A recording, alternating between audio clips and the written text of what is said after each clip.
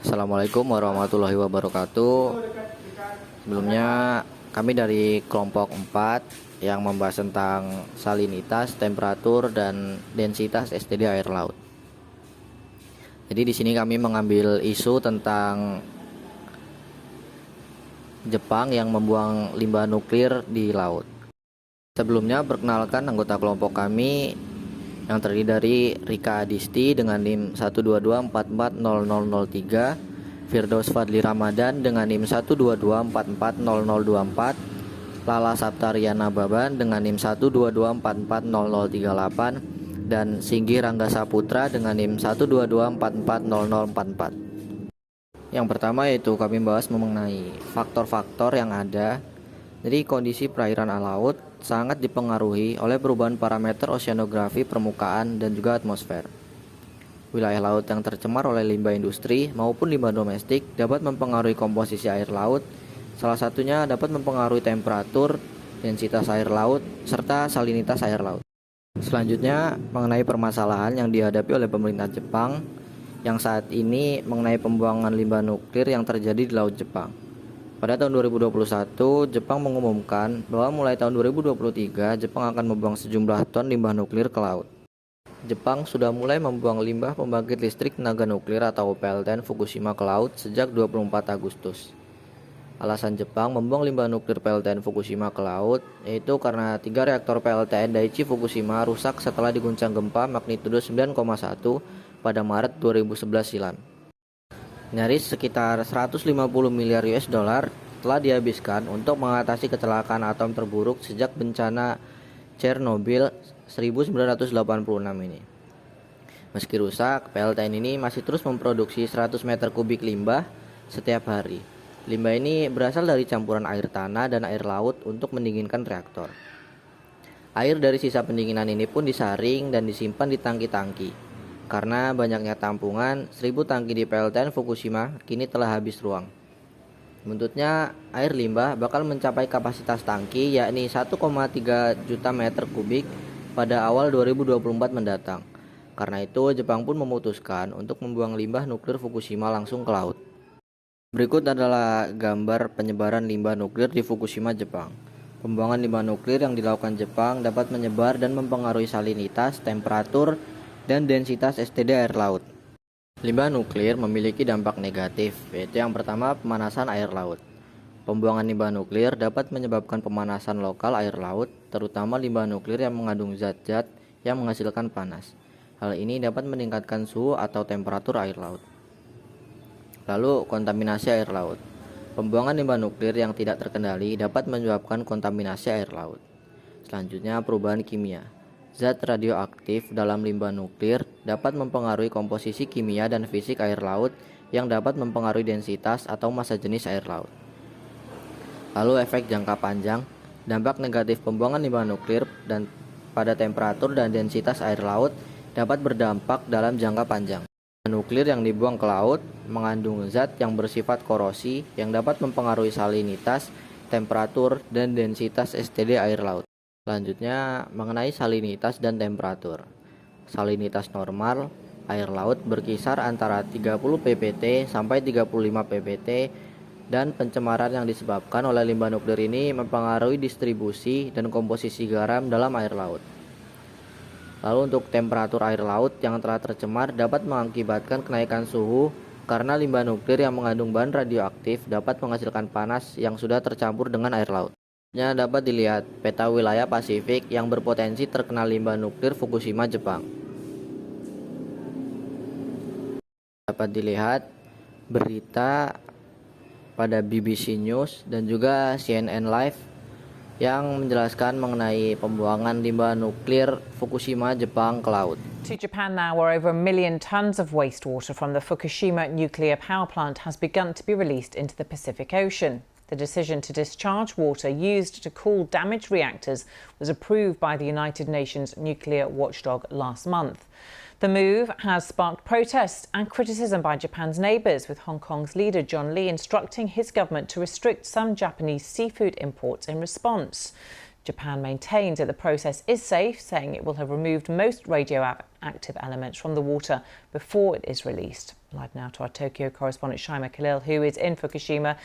Shaima, welcome to you. A significant day for the area, for the country indeed. Just explain why they've made this decision to do this now. It is a big day here in Japan. There has been a controversial 2-year build-up for those plans and this decision, and today is the day it happens. As we speak, treated radioactive wastewater is being released into the ocean. Now, we're not very far from the nuclear power plant. We can just about make out the chimneys over there beyond the greenery. They've been releasing live pictures of the water being discharged. Now, you can't really see it from where we are because it's all happening underwater. The wastewater is being pumped into a tunnel under the sea. It's about 1 kilometer long and then being released into the ocean. This is a significant day because it is the start of the process, but it is a very long process that's going to span many decades. They're predicting 30 years, maybe longer. Within the first 2 weeks, so from now until 2 weeks, they're predicting that they're going to release about nearly 8,000 tons of this wastewater. Now, it has caused a great deal of anxiety from the moment it was announced, and of course on a day like today.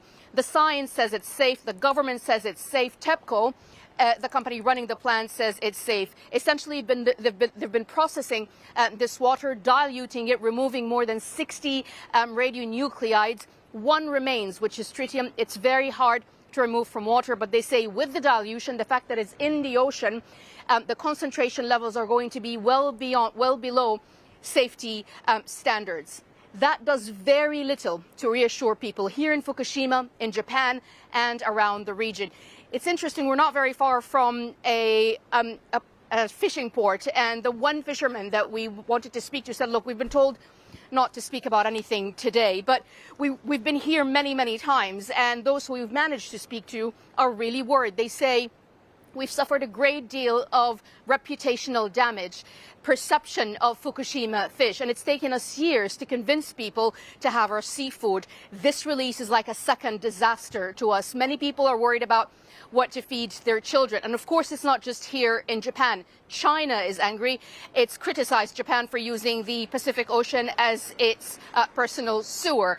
South Korea, even though they've supported this plan, it goes against the public sentiment. People there are very angry, and Hong Kong has issued a ban on Japanese seafood. This is going to take a long time, and it's going to take Japan a lot of work to convince its people and its neighbor that this is safe. And so far, not many are convinced. OK, Shaima Khalil in Fukushima, thank you for now. Here's the scene this morning in Hong Kong's financial district. Dozens of protesters expressing their opposition to what has been going on today in Japan. Japan has started to release treated radioactive water into the Pacific Ocean.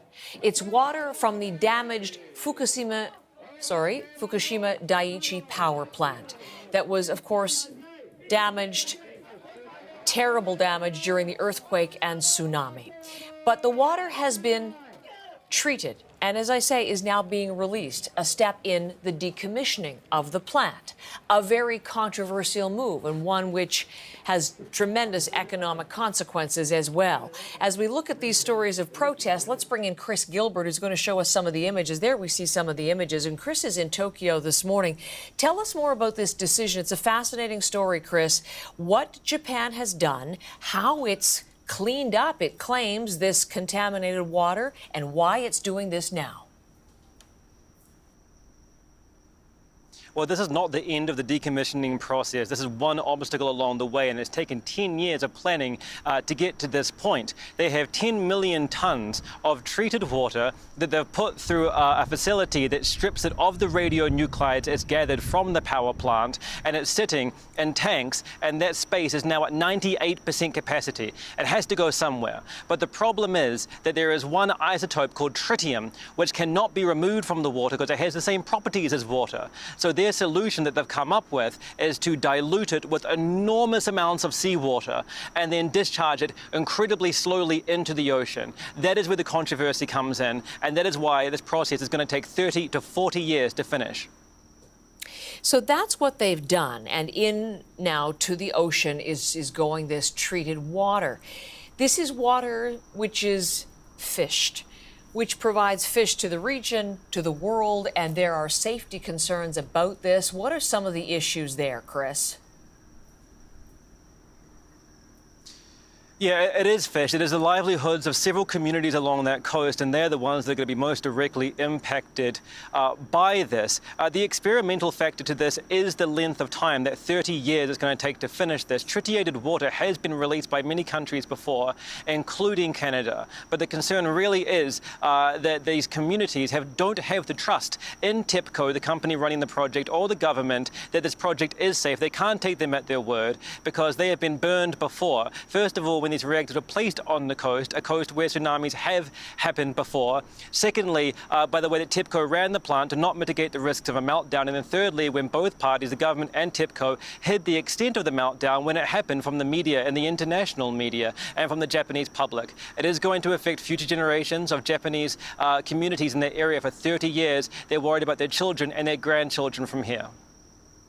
Chris Gilbert, thank you so much from Tokyo with us this morning. Setelah melihat berita tersebut, kami juga melakukan diskusi mengenai isu-isu ini.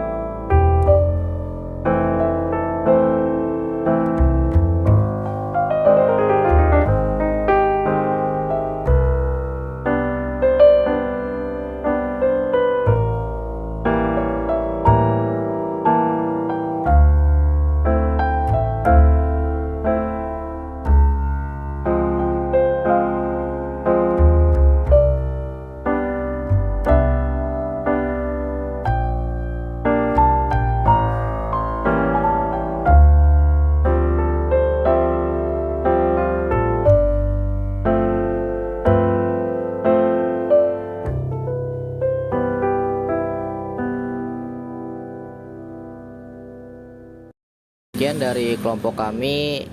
Mohon maaf jika banyak kekurangan. Sekali lagi saya ucapkan terima kasih. Wassalamualaikum warahmatullahi wabarakatuh.